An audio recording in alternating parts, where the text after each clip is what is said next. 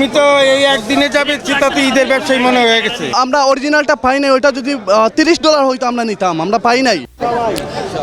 আমেরিকার নিউ ইয়র্কের Jackson Heights বাঙালি পাড়া, সেই পাড়ার একদম ভ্রাম্যমান দোকান যেখানে রীতিমতো জার্সি বিক্রির ধুম পড়েছে। বাংলাদেশের জার্সি, আগামীকাল বাংলাদেশ এবং সাউথ আফ্রিকার মধ্যকার ম্যাচ, এবং সেই ম্যাচের আগে জ্যাকসন হাইটসের একেবারে রাস্তার ধারের দোকানে বিক্রি হচ্ছে বাংলাদেশের জার্সি।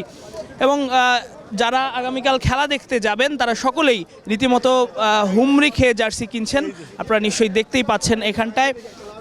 এবং মজার বিষয় হচ্ছে যে জার্সিটা বিক্রি হচ্ছে সেটা কিন্তু আসলে এবারের যে জার্সি যেটা পরে বাংলাদেশ দল খেলছে সেই জার্সি নয়, অনেকটা নকল ডিজাইনের জার্সি। আর সেই জার্সির জন্য কেনার জন্য কিন্তু একেবারে রীতিমতো হুমড়ি খেয়ে পড়েছেন। এবং আপনারা দেখতেই পাচ্ছেন যে বিভিন্ন সাইজের চাহিদা অনুযায়ী এখানে প্রবাসী বাঙালিরা জার্সি কিনছেন এবং তারা আসলে সাইজ মিলিয়ে নেওয়ার চেষ্টা করছেন। এবং এই জার্সি পরে তারা আগামীকাল নাসাউ কাউন্টি ইন্টারন্যাশনাল ক্রিকেট স্টেডিয়ামে যাবেন এবং বাংলাদেশ দলকে সাপোর্ট করবেন যাতে বাংলাদেশ দল সাউথ আফ্রিকার বিপক্ষে জিততে পারে। এবং এখানকার আবহাওয়াটা কিন্তু একেবারে দারুণ, এখানে সবাই বাঙালি এবং এটা একটা বাঙালি পাড়া। চলছে প্রেডিকশন গেম নগদ অ্যাপে। প্রেডিকশন করে জিতুন জিক্সার বাই টিভি, স্মার্টফোন সহ আরো অনেক পুরস্কার।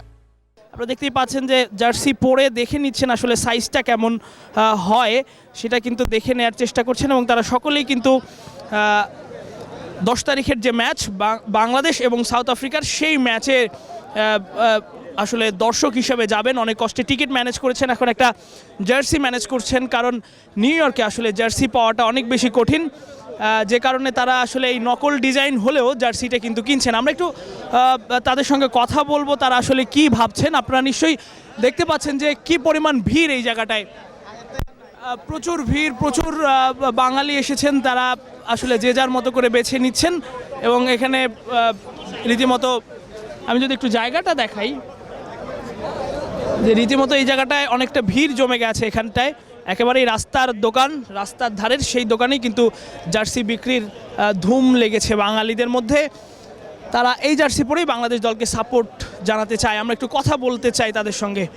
আমরা অনেক এক্সাইটেড আমরা খেলা দেখার জন্য। মিশিগানে আমরা মিশিগান থেকে এসেছি ওইখানে, আর ওই আমেরিকার মধ্যে প্রথম ওয়ার্ল্ড কাপ হচ্ছে, ওই জন্য আমরা বেশি এক্সাইটেড।